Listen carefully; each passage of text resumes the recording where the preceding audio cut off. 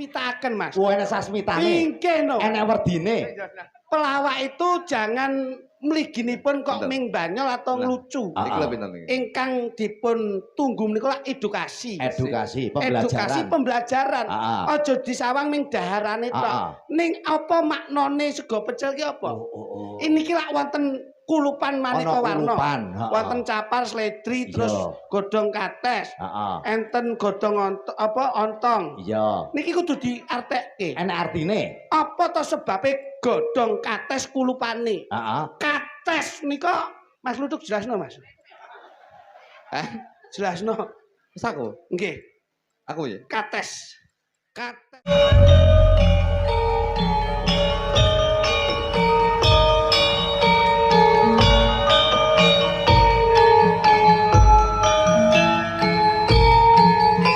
Gagal kok keramas. Situasional dan kondisional. Kondisional. Nah, nyapa kondisioner matamu? Oh, saya muni lambemu kok. Mula lak Mbah Lurah Saipul Bet. Saipul Anam.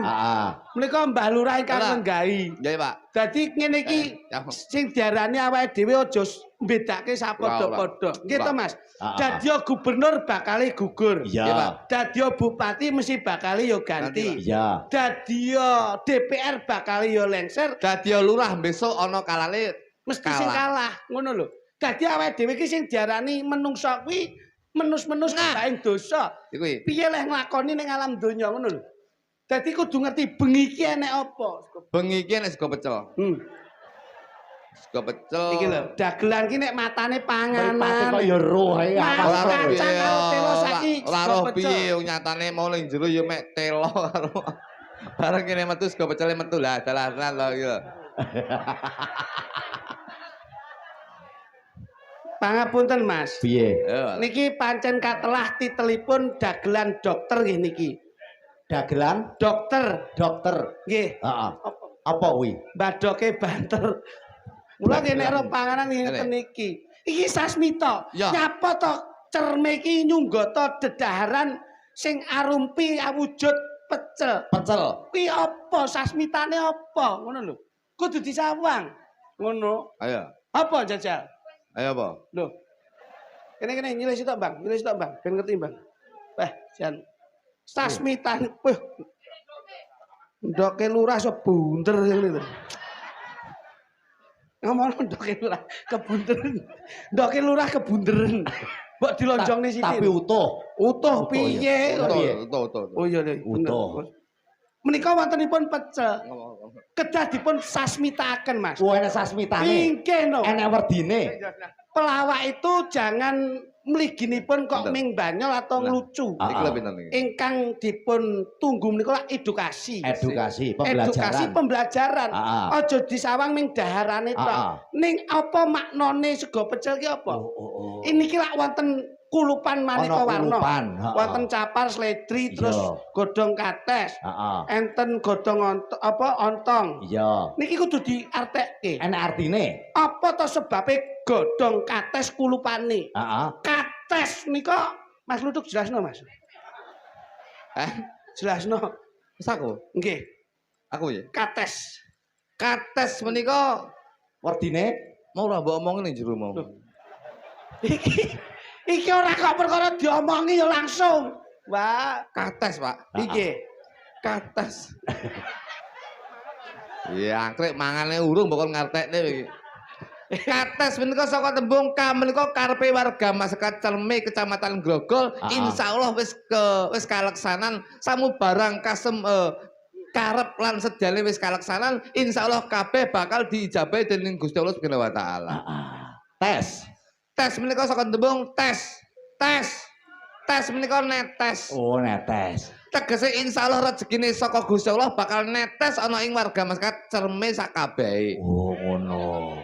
Wah, wontenipun kates lajeng kasusul wontenipun ontong. Lah iki jelas Mas. Ontong. Kok dikira ngapusi iki lho enek tenan ontong lho.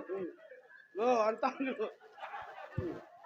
Ontong, ontong iki werdine apa, Duk? Jajal, Duk. On menika dalam bahasa Inggris hidup. Oh. Iya.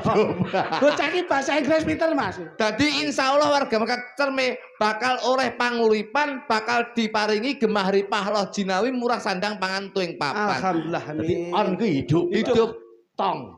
Tong menika saka tembung tong kosong berbunyi nyaring. Insyaallah wong kene ora bakal kakean omong, ning tindakan yang itu akan selalu dilaksanakan. Wah, tepuk tangan untuk Cerme. Hebat kok kowe. Mong sak ontong lho. Ontong. Wontenipun kates ontong lajeng dipun campuri wujudipun capar. Capar. Iya nek ya capar. Wonten. Oh niku penggenap kok iso. Capar. Capar. Capar menika capar. Capar menika ndudune generasi bangsa. Ca menika capailah cita-citamu setinggi langit agar kamu bisa membahagiakan kedua orang tuamu. Par menika paringi. Muga-muga apa sing dadi sediane apa sing dadi karepe bakal diparingi donga wong tua, berkah barokah lan insyaallah bakal diijabahi dening Gusti Allah. Wontenipun kates ontong capar lajeng kasusul nggih menika dong turi. Iki lho enek iki lho. Wah, iki jan Tu menika Tu apa tur? Tu ya. Siang. Genahno. Tu menika saka tembung tuture wong tuwa. Ning Cerme kene bakal digagas karo anak lan putrane. Insyaallah apa sing dadi tuturane wong tuwa, anak bakal ngrungokne. Mulane generasi bangsa cah nom-noman Cerme kene iki insyaallah bakal bekti karo wong tuwa kekarone. Iki lho. Mergo wong tuwa bayangane anak. Ora enek wong tuwa sing ngrekasake anak. Ning sakala enek anak sing ngrekasake wong tuwa. Niki Pak niki. Ri menika rina wengi. Tegese rina wengi warga Mekah Cerme tetep manembah marang Gusti kamulbing dumadi Gusti Allah Subhanahu wa taala. Edan. Lajeng kasusul lawuhipun peyek. Payeke menika tipis. Rasa mbok omoke putra yo. Nek dar ben kepenak kok. Lajeng kasusul genepipun peyek. Tak condro tenan iki. Pe menika saka tembung pe. Loh, jangkrik uang lho iki, Cok. Pe Ora iso iki kudu mbleset gak boleh. Pe menika saka tembung pepenget. Ngiling-ngiling. Iso. Tegese ngiling-ngiling hari kemerdekaan Republik Indonesia yang ke-79 menika alhamdulillah ora lali negara budaya lan agama. Iki hidup dengan budaya Akan indah, hidup dengan ilmu, akan terarah, hidup dengan agama, akan mudah, hidup dengan olahraga, akan bergairah, hidup dalam suami istri. akan huha-huha. Lapo gua. Lah ya kuwi arep bojone Semangat. kuwi. Oh, semangat. Wah, yekipun. Iya, menika saka tembung insyaallah wong kene ora bakal ketlenyek. Ketlenyek tegese ora bakal salah. Wong lek wis bersih desa utawa dalam rangka PHBN nimbalin jenengan yang menjadi dalange menghibur warga masyarakat niki insyaallah ora bakal lirwa, ora bakal kuciwa. Ngono. Ing samangke kala wau wujudipun sekul pecel wonten kates ontong capar lan disusul peyek. Lajeng kasusul wontenipun lawuh endhog. Endhog. Enek endoke barang tuh. Iya lho tak pangkat tak condro mangsane. Karo ndok. Endhog. Niki kula goleki dari beberapa abjad. NDOK. N menika saka tembung nrimo. D menika saka tembung dedikasi. Oke ora lali manembah marang Gusti. K menika saka tembung kreatif. Samu barang manembah marang Gusti, ora lali olahraga, ora lali jenenge awake dhewe iki samu barang dilakoni insyaallah warga masyarakat Cerme dadi warga masyarakat sing kreatif. Lho. Wontenipun ndok jangkepipun sekul pecel lajeng disoki kalian wujudipun sambel. Sambel menika sampun kalaksana. Sampun kalaksanan ing dalu menika nggelar ringgit pacucal ing dalu menika kanthi Mas Didik bisa sing dadi dalange. Belipun Bel menika saka tembung umbel. Lho lha kok umbel barang. Yen kepedesan aja lali sambel aja pedes-pedes, engko nek kepedesan umbele ndledek. iya. Terakhir kok umbel. Mbel iki mbeleh hati. Sementing lambel. Iya. Sambelipun mboten sanes nggih menika sambel kacang. Sambel kacang ngilingne marang majong lirik aja kakean cangkem.